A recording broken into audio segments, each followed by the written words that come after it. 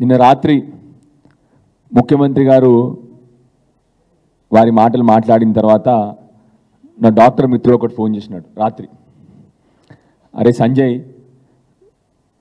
కౌశిక్ రెడ్డి మీద హత్యా ప్రయత్నం జరిగింది, నువ్వు కూడా జాగ్రత్తగా ఉండరా, నువ్వేం మాట్లాడకు, నువ్వు ఎట్లాగూ మామూలుగానే నువ్వు ఏమి మాట్లాడవెట్లావు, కానీ నీకు ముందే వార్నింగ్ ఇస్తున్నా అంటే నేను చెప్పిన అవసరం వస్తే నేను కూడా మాట్లాడతాను కౌశిక్ రెడ్డి లాగానే. ఎందుకంటే ఏ రోజైతే నా ఉద్యోగం మానేసిందో నేను వచ్చింది కేవలం తెలంగాణ ప్రజల కోసం కాబట్టి ప్రాణాలు వదలని కూడా రెడీగా ఉన్నారా అని చెప్పిన. ఆయన అంటే అది ప్రాబ్లం కాదురా, నీకు అర్థమవుతలేదు, ఆయనకి పర్సనాలిటీ డిసార్డర్ ఉంది, ఒకరోజు ఆవేశం ఉంటుంది, ఒకరోజు తగ్గుతాడు, మళ్ళొకరోజు ఆవేశం, ఆ ఆవేశంలో ఏం చేస్తున్నానో ఆయనకు తెలియదు, నీకు అందుకొరకే చెప్తున్నా అని చెప్పి నిన్న రాత్రి ఒక మానసిక డాక్టర్ నాకు ఫోన్ చేసి చెప్పినాడు. ఇది పరిస్థితి, రాష్ట్రం పరిస్థితి బాధాకరంగా ఉంది. మన ముఖ్యమంత్రి గారు మీ ప్రెస్ మిత్రుల ముందలే చెప్తా ఉన్నారు, నన్ను గౌరవించకపోయినా పర్లేదు, రేవంత్ రెడ్డిని గౌరవించకపోయినా పర్లేదు, ముఖ్యమంత్రి స్థానాన్ని గౌరవించండి అని చెప్తా ఉన్నారు. మిమ్మల్ని ఒకటే ప్రశ్న అడుగుతున్నారు రేవంత్ రెడ్డి గారు, మిమ్మల్ని గౌరవిస్తాము, ముఖ్యమంత్రి పదవిని గౌరవిస్తాం, మేము ఏ రోజు అందరు మనుషుల్ని గౌరవిస్తాము, మిమ్మల్ని వేడుకునేది ఒకటే, మీరు దయచేసి ఈ మాట్లాడడం బంద్ చేసి తెలంగాణ ప్రజల పక్షాన తెలంగాణ బాగోగుల గురించి ఆలోచన చేయమని చెప్పి మిమ్మల్ని రిక్వెస్ట్ చేస్తూ ఉన్నాను, వేడుకుంటా ఉన్నాను.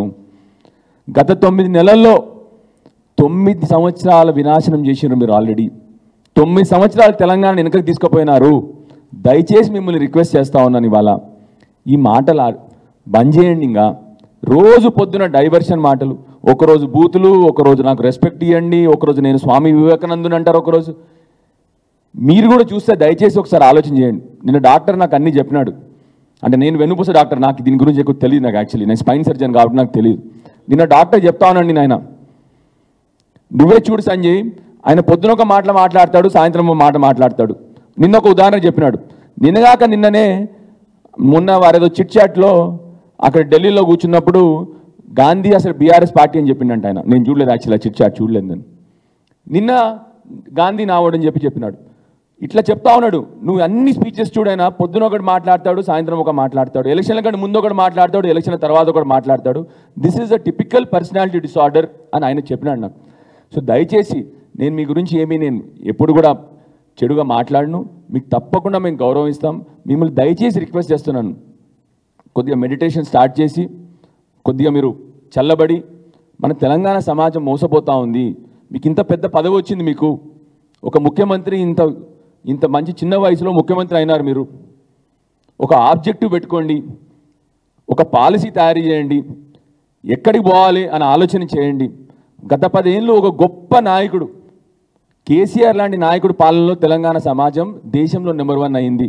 అందుకొరకే మిమ్మల్ని కించపరచాలని కాదు, ప్రజలు మిమ్మల్ని చూసి నవ్వుతా ఉన్నారు. ఇవాళ మిమ్మల్ని చూసి నవ్వుతే అది మాకు కూడా బాధ, ఎందుకంటే మీరు మా ముఖ్యమంత్రి, మీరు మా తెలంగాణకి రాష్ట్రానికి ముఖ్యమంత్రి. బయట మిమ్మల్ని చూసి నవ్వుతే మాకు కూడా నొప్పేస్తూ ఉంది. సో దయచేసి మిమ్మల్ని రిక్వెస్ట్ చేస్తూ ఉన్నాను నేను, ఇవాళ మిమ్మల్ని చేతులు ఎత్తి దోడిస్తూ ఉన్నాను, మిమ్మల్ని కొద్దిగా కంట్రోల్ తీసుకోండి రాష్ట్రాన్ని. మీరే ఉసిగొల్పి నేనే దండిచ్చినా అని డైరెక్ట్గా మీరు చెప్తే ఇవాళ ఏమవుతుంది? వీధి రౌడీలు అందరూ కూడా రేపు పొద్దున రాజకీయ నాయకులు అవుతారు. మనం చేయాల్సిందల్లా తిట్టాలి, కొట్టాలి, రౌడీజం చేయాలి, రాజకీయ నాయకులు అయిదామని చెప్పి అందరు నిర్ణయించుకుంటా ఉన్నారు. ఎవరు చదువుకున్న వాళ్ళు ఎవరు రారిగా రాజకీయంలోకి. నాకే బాధ అవుతుంది, ఎందుకు వచ్చినా నాన్న ఈ మధ్య అని చెప్పేసి మీ ప్రవర్తన చూసి. సో దయచేసి మిమ్మల్ని 2 చేతులు జోడించి రిక్వెస్ట్ చేస్తూ ఉన్నాను, కామ్ డౌన్ కండి కొద్దిగా, మీరు ఈ ఆవేశం తగ్గించుకోండి. ఒకరోజు ఆవేశం సడన్గా మళ్ళీ ఒకసారి వివేకానందుని మాటలు చెప్తారు మళ్ళీ మీరు ఒకసారి, ఇదేం విచిత్రం నాకు అర్థం కాదు అసలు.